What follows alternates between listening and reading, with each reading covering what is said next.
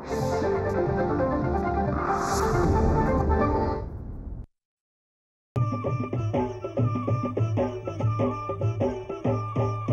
काळी आई धनधान्य देई, ही काळी आई धनधान्य देई, जोडते मनाची नाती आमची माती, आमची माणसं, आमची माती, आमची माणसं, आमची माती, आमची माणसं, आमची माती, आमची माणसं, आमची माती, आमची माणसं.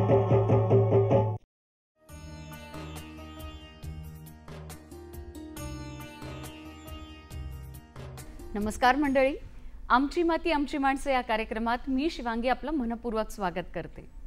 मंडळी, कमीत कमी जागेत शेती करून जास्तीत जास्त फायदा मिळवायचा असेल तर वनशेती हा उत्तम पर्याय आहे. म्हणजे बघा ना की आपल्या आजूबाजूच्या जंगलामध्ये अनेक बहुगुणी औषधीय असे वृक्ष असतात. मग या वृक्षांचा आपण जर का नीट अभ्यास केला आणि शेतीमध्ये त्याची लागवड केली तर शेतकऱ्याला तर त्याचा आर्थिक फायदा होतोच, पण त्याचबरोबर या अनमोल अशा वृक्षांचं संवर्धन देखील होतं. आजच्या कार्यक्रमात आपण अशाच एका विषयावर चर्चा करणार आहोत. आजचा आपला विषय आहे महू लागवड व मूल्यवर्धित उत्पादने. महूचं झाड, ज्याला आपण मोहाचं झाड म्हणून देखील ओळखतो. आता सर्वसाधारणपणे जर आपण बघायला गेलं तर मोहाच्या फुलापासून फक्त दारूची निर्मिती केली जाते असा समज लोकांमध्ये असतो, परंतु हे खरं नाहीये. तर या मोहाच्या झाडापासून असंख्य असे औषधी उपयोग आहेत.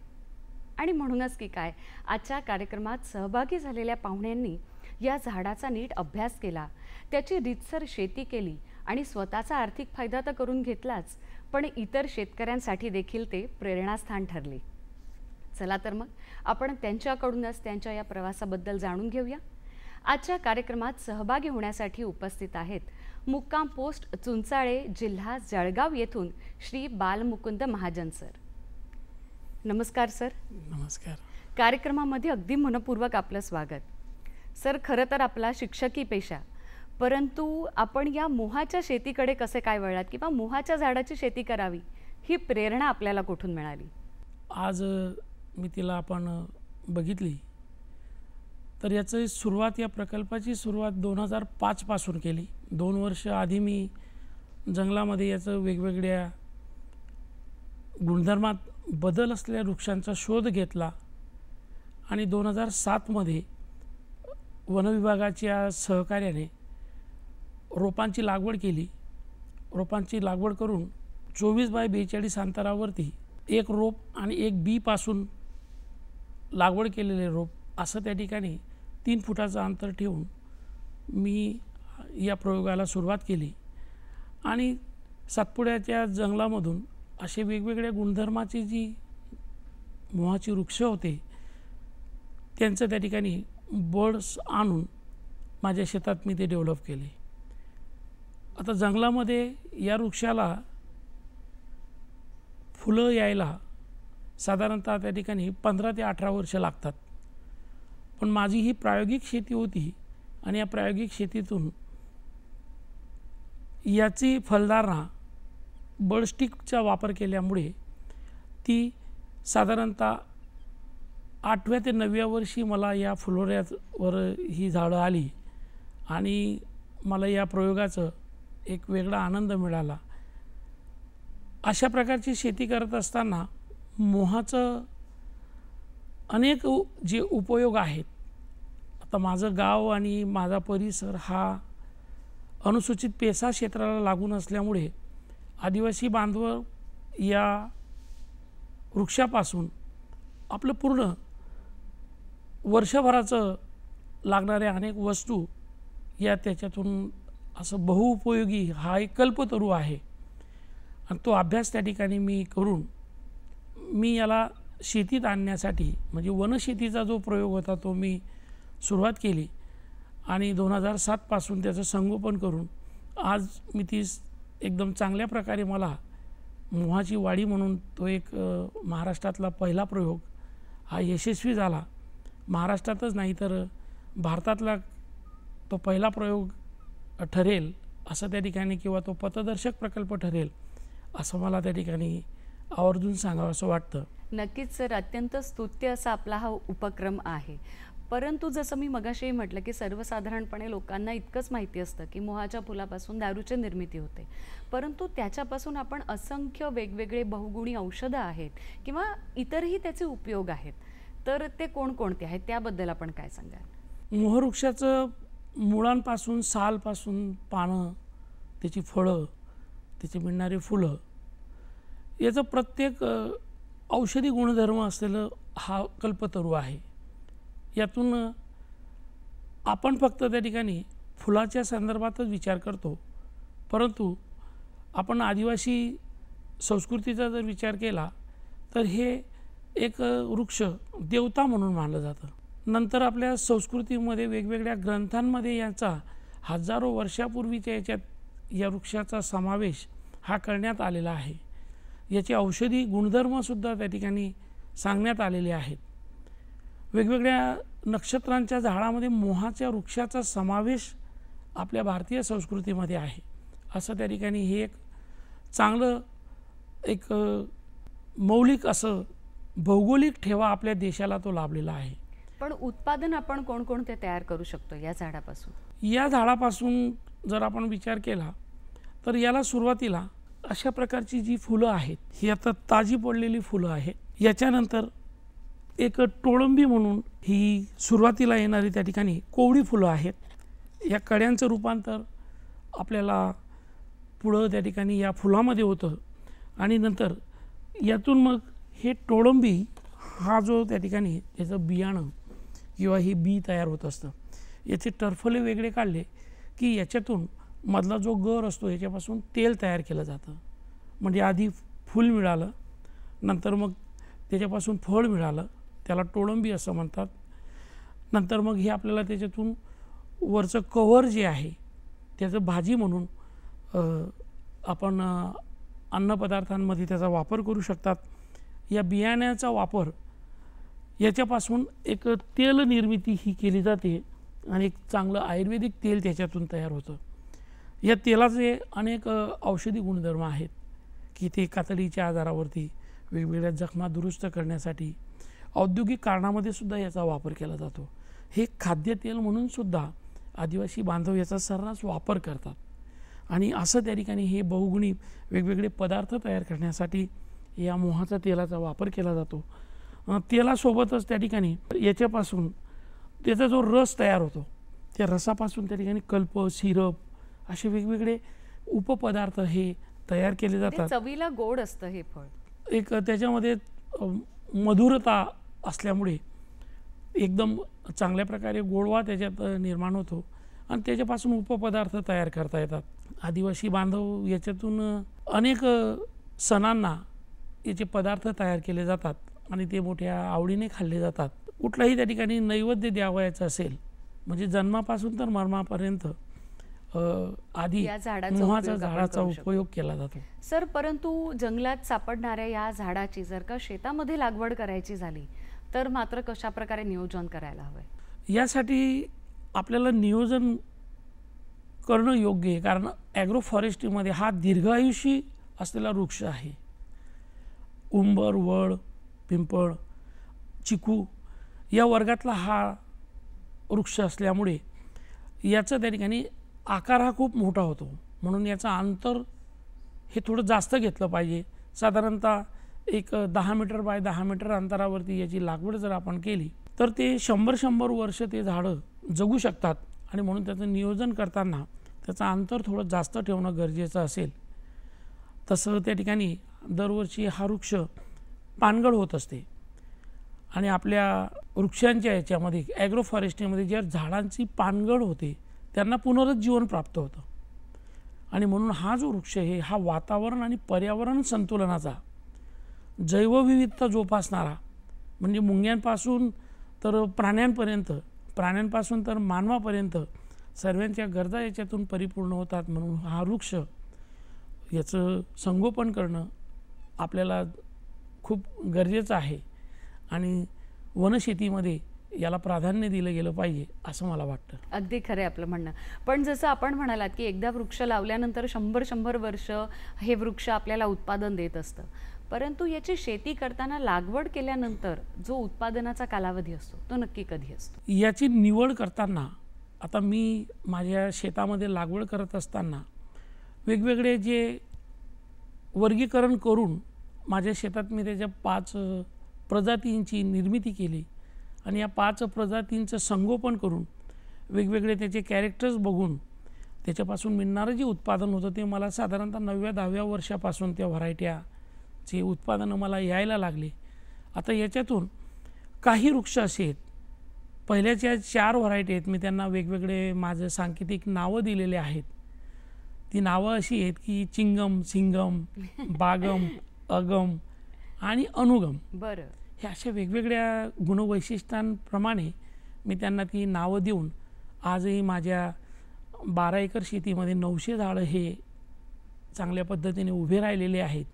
एक तो चांगला पथदर्शक याच्यातून वेगवेगळं या व्हरायटी पारंपरिक वाण संगोपन केलं याची विशेष दखल ही केंद्र शासनाच्या भारतीय कृषी अनुसंधान संस्थेने पण घेतली आणि मला 2019, 2023 आणि 2024 या कालावधीमध्ये मला पारंपरिक वाण संवर्धन केलं म्हणून 2 वेळेला दिल्लीला आणि 1 वेळेला कोच्ची केरळ या प्रदर्शनामध्ये एक इंटरफोरम होतं शेतकरी आणि शास्त्रज्ञ, त्यात मला आमंत्रित करण्यात आलं आणि मी मोहची महाराष्ट्रातली शेतीचा एक पथदर्शक प्रकल्प म्हणून भारतीय कृषी अनुसंधान संस्थेपुढे मी तो प्रसारित केला. याचा मला एक आनंद आहे. नक्कीच सर, ही खरंच अभिमानाची गोष्ट आहे. सर, मोहाचं झाड हे जंगलात उपलब्ध असतं म्हणून त्याची फारशी देखभाल काही कोणी लक्ष देत नाही म्हणा किंवा देखभाल करावी लागत नाही, परंतु मग या झाडाचं भौगोलिकदृष्ट्या आपण महत्त्व काय सांगाल? भौगोलिक दृष्टिकोनातनं विचार आपण या वृक्षाचा केल्यास जगामध्ये फक्त काही देशांमध्ये हा वृक्ष आहे. भारतात सुद्धा आपली ती एक भौगोलिक मक्तेदारी आहे की ती 5 राज्यांमध्ये हे भौगोलिक पट्ट्यातच हे वृक्ष विकसित होतात. अगदी सगळीकडे किंवा कुठेही विकसित होत नाहीत, काही त्याला विशिष्ट हवामान लागतं. हो, त्याच्यामध्ये गुजरात आहे, राजस्थान आहे, छत्तीसगड आहे, मध्य प्रदेश आहे, महाराष्ट्र आहे. महाराष्ट्रातल्या काही भागामध्येच फक्त मोहवृक्ष आढळतो, गुजरातच्याही काही भागामध्ये आढळतो. असं त्या ठिकाणी फक्त भौगोलिक देण असलेला हा वृक्ष आहे आणि म्हणून याचं संगोपन करणं आपल्या सर्वांच्या दृष्टीने तो एक मोठा आयुर्वेदिक आणि सांस्कृतिक ठेवा आपल्याकडे आज आपल्याला निसर्गाने दिलेला आहे. आणि त्या संगोपनाचं काम मी या पथदर्शक प्रकल्पाच्या माध्यमातून महाराष्ट्रातला पहिला प्रयोग मी यशस्वी केलेला आहे.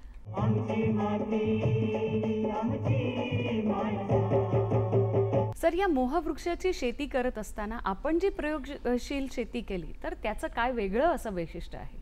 या शेतीतून आपण ज्या वृक्षांची निवड केली तर याला मिळणारी जी फुलं आहेत यांचं एक वैशिष्ट्य असं आहे की काही फुलं रात्री अंधाऱ्यात पडतात, बरं, काही दिवस उजाडल्यानंतर पडतात, काही दिवसा 12 वाजेला पडतात. हे त्याचं एक खास वर्गीकरण आहे. काही झाडांचं बिया ह्या ज्याला आपण टोळ म्हणतो, ज्याच्यापासून ऑइल सीड ज्याला आपण म्हणू, ते याच्यातून काही वृक्षांना त्यांचं टोळ आकाराने त्याचं फळ मोठं असतं, परंतु फुलं ही लहान असतात. पण ज्यांचे फुलं लहान आकाराचे असतात त्यांच्यात गोडवा जास्त असतो. आता ह्या ज्या अनुगम म्हणून मी जे माझ्या एका व्हरायटीला नाव दिलं त्याची पानगडच होत नाही. अच्छा, ते रस्त्याच्या दुतर्फा आपल्याला लावण्यासाठी म्हणजे वर्षभर त्याची पानगड होत नाही, त्याला फुलं ही फार लहान आकाराची येतात, परंतु त्याचं टोळ हे खूप मोठं येतं. याला आपल्या परिसरात दक्षिण मोह ज्याला आपण म्हणू, पुणे विद्यापीठाच्या परिसरामध्ये ही बरीच झाडं आहेत आणि ह्याचं मी संशोधन आणि अभ्यास करत असताना हे अशी वेगवेगळे प्रकारचे त्यांचे गुणवैशिष्ट्यांमुळे त्या ठिकाणी ते मी संगोपन केलं. आणि आता आपणाला तेच विचारणार होते की तुम्ही जी काही वेगळी नावं त्यांना दिली आहेत तर त्यामागे त्यांची काही गुणवैशिष्ट्ये देखील आहेत? हो, त्यातून आपल्याला हे जे नावं दिलेत मी हे माझे कौटुंबिक नावं आहेत बरं. आणि प्रत्येकाचे गुणवैशिष्ट्य हे वेगवेगळे आहेत. पण एक मी सांकेतिक भाषेत मी ते माझं ओळखण्यासाठी त्याची उंची, त्याची लांबी, पानांचा आकार, फळांचा आकार, त्याच्यापासून मिळणारं चीक, याच्यावरती असलेल्या मधमाश्या, हे असे त्या ठिकाणी पर्यायी त्याच्यापासून जे लाभ होतात याचं त्या ठिकाणी मी एक छोट्या प्रमाणामध्ये ते प्रायोगिक केलं. मधमाशांचं सुद्धा पालन केलं. मधमाशांमधून आपल्याला मोहवृक्षापासून अशा प्रकारचं मध ज्याला आपण म्हणू ते पण मिळत असतं. फक्त फुलांपासूनच प्रकार होतो अशातला भाग नाही. तर आता इथं त्या ठिकाणी मी एक छोटंसं त्या ठिकाणी रेशीम ज्याला आपण म्हणतो की जे जंगली रेशीम आहे, ते जंगली रेशीमातून आपल्याला टसर नावाचं रेशीम त्याच्यापासून मिळत असतं. म्हणजे मधमाशांना मध मिळतं, आपल्याला वेगवेगळ्या जंगली याच्यातून त्याचं रेशीम पण मिळत असतं. म्हणजे असं बहुउपयोगी हे म्हणजे झाड. खऱ्या अर्थाने कल्पवृक्ष म्हणायला काही हरकत नाही.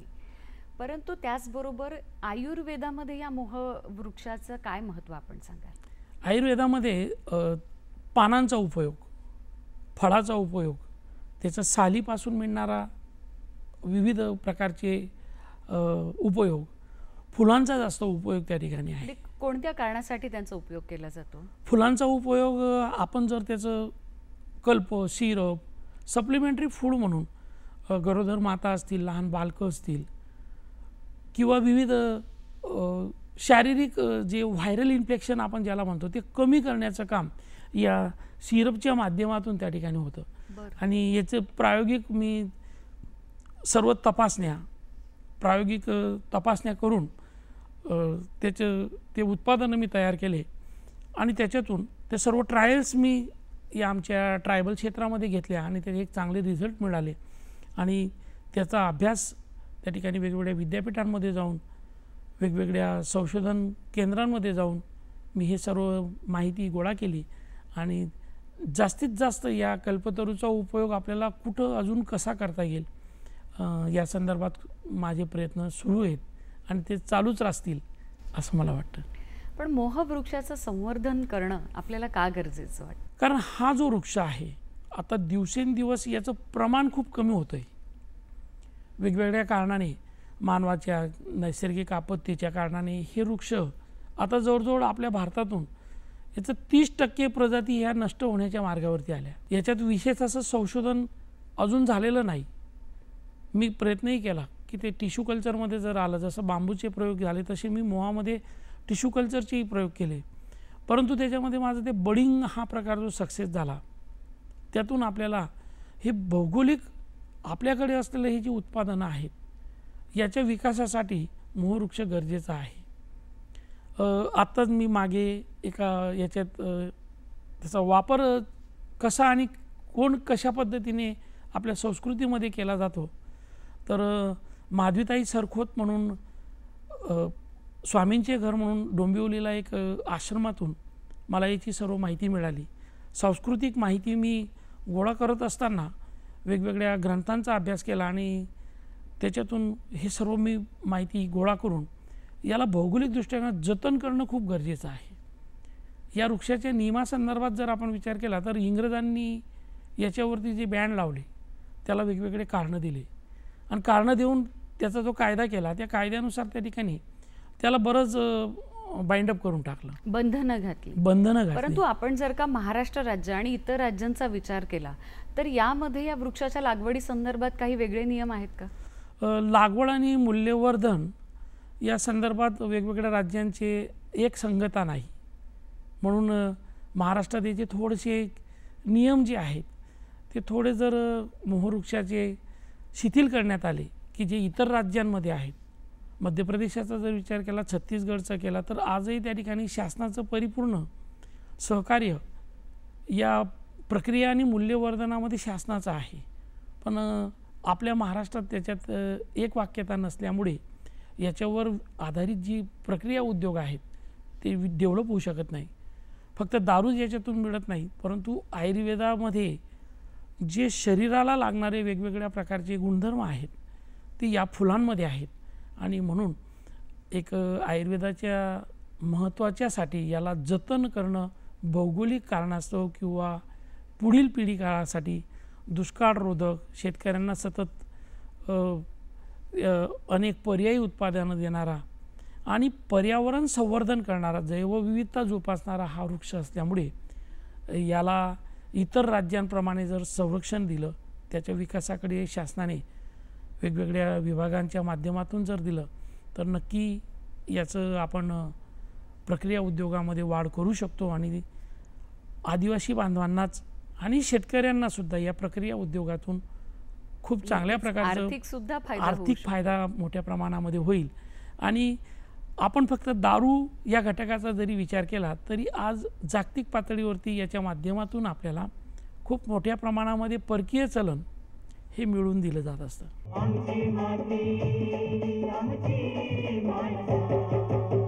आपण जी प्रयोगशील शेती केली या वृक्षाची, तर त्याची दखल अनेक संस्थांनी घेतली, तर याबद्दल आपण काय सांगाल? या प्रायोगिक शेतीचं वन विभाग असेल, उत्पादन शुल्क विभाग असेल, महसूल विभाग असेल, वेळोवेळी यांच्या पदाधिकाऱ्यांनी याचा अभ्यासासाठी मला वन विभागाचं संशोधन आणि शिक्षण प्रशिक्षण विभागाकडनं या विभागाने दखल घेतली. नंतर उत्पादन शुल्क विभागाने दखल घेऊन मला त्याचे जे परवाना घ्यावे लागतात, मोहवृक्षाच्या संदर्भामध्ये परवाना घेणं हे उत्पादन शुल्क विभागाच्या दृष्टीने खूप गरजेचं असतं. त्याशिवाय तुम्ही प्रक्रियेत त्याचं वस्तूंचं व्हॅल्यू ॲडेड ज्याला आपण म्हणू ते करू शकत नाही. तर त्यासाठी आता काही विशेष बाब म्हणून मला जिल्हाधिकारी नंतर मग जिल्हा अधीक्षक यांनी मला त्यांचे परवाने दिले आणि मी आता प्रक्रिया उद्योगाकडे नक्की आता पुढं वाटचाल करतो आहे. तर यासाठी मला विशेष सहकार्य या विभागांचं मिळालेलं आहे. महू वृक्षाच्या संवर्धनासाठी महाराष्ट्र शासनातर्फे काही बदल व्हावेत असं आपल्याला वाटतं का? यात वृक्ष लागवडीच्या संदर्भामध्ये शासनाच्या ज्या वृक्ष लागवड योजना आहेत त्या योजनेमध्ये याचा समावेश व्हावा. कारण आता याचा मनरेगा अंतर्गत समावेश झाला, परंतु तो फक्त बांधावर लावावा असं त्या ठिकाणी त्याचे नियम ठरले. आणि हा वृक्ष इतर फळबागांप्रमाणे शेतीत आला पाहिजे. तो शेतीत आल्यानंतर त्याच्यापासून जे अनेक पर्यायी उत्पादने निघतात याला एक चालना मिळेल आणि महाराष्ट्रातल्या एक शेतकऱ्यांना आणि वन विभागाच्या ॲग्रो फॉरेस्ट्री विभागाचं किंवा महसूलमध्ये अशा प्रकारचे त्या ठिकाणी या वृक्षाचे नियमात जर बदल केलं तर मात्र नक्कीच हा वृक्ष आपल्याला एक फलदायी ठरणारा, शेतकऱ्यांसाठी, आदिवासी बांधवांसाठी आणि पर्यावरण संतुलनासाठी खूप उपयुक्त ठरेल असं मला वाटतं. या महू वृक्षाच्या संवर्धनासाठी आपण एक संस्था उभी करून त्याचं कार्य चालवता, तर त्या संस्थेबद्दल जाणून घ्यायला नक्की आवडेल. हो, मी मोहवृक्षाच्या संवर्धनासाठी पूर्ण महाराष्ट्र राज्यातून महाराष्ट्र राज्य मोहवृक्ष संवर्धन मंडळ म्हणून एक राज्य पातळीवरती एक मंडळ स्थापन केलं. त्यात ज्यांना ज्यांना मोहाची आवड होती असे शेतकरी असतील, वेगवेगळे अधिकारी असतील, आदिवासी बांधव असतील, बचत गटाचे सदस्य असतील, ज्यांना त्या ठिकाणी मोहवृक्षाचे समविचारी लोक या मंडळाचं मी स्थापन केलं. आणि त्या मंडळाचं कामकाज हे वेगवेगळं या वृक्षाचा प्रचार आणि प्रसार करणं आणि त्याचं मूल्यवर्धनाच्या विविध गोष्टींचं विचारात त्या ठिकाणी होऊन या लोकांना सहभागी केलं. आणि या वृक्षाचं संगोपन करण्याच्या दृष्टीने मी जवळजवळ 70,000 रोपं ही लागवड केली. परंतु यात बदल हा झाला पाहिजे, कारण आता मध्यंतरीच्या काळात 2016मध्ये महाराष्ट्र शासनाने आदिवासी बांधवांच्या आर्थिक सशक्तीकरणासाठी विकास खर्गे समिती साहेबांच्या अध्यक्षतेखाली ती समिती नियुक्त करण्यात आली. या समितीने आपला अहवाल 2019मध्ये सादर केला. यात सर्व राज्यांचा अभ्यास करून तो अहवाल शासनाला सादर करण्यात आला, परंतु त्याच्यात ज्या काही सूचना करण्यात आल्या त्या अजून शासनाच्या विचाराधीन आहेत. पण नक्की त्या शासनाच्या धोरणामध्ये बदल केल्यास हा वृक्ष एक कल्पतरू वृक्ष म्हणून त्याचा खूप चांगला विकास आपल्याला करता येईल.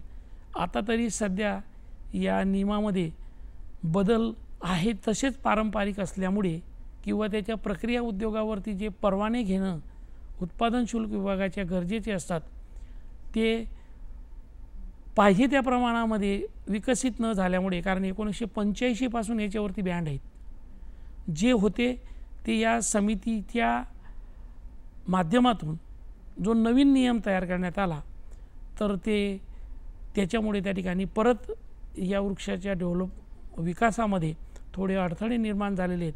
तर आता आमचं या मंडळाच्या माध्यमातून ते काही प्रश्न सोडवण्यासाठी प्रयत्न चालू आहेत आणि त्याच्यात जर बदल झाला तर नक्कीच महाराष्ट्रात एक वेगळं काम आपल्या महाराष्ट्रात आपण करू शकतो.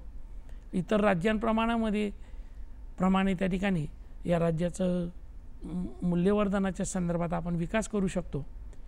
यासाठी मी मला रोपवाटिकासुद्धा ही डेव्हलप करण्यासाठी शासनाने मदत केली आणि त्या रोपवाटिकेच्या माध्यमातून पूर्ण महाराष्ट्रात ह्या कल्पतरूचं संगोपन होईल असं मला वाटतं. नक्कीच सर, महूवृक्षाच्या संवर्धनासाठी आपण जे काही प्रयत्न करताय त्यासाठी आपल्याला मनपूर्वक शुभेच्छा. आणि आज आपण आमच्या कार्यक्रमामध्ये उपस्थित राहिलात, अत्यंत मोलाची अशी माहिती दिली, याबद्दल मनपूर्वक आभार.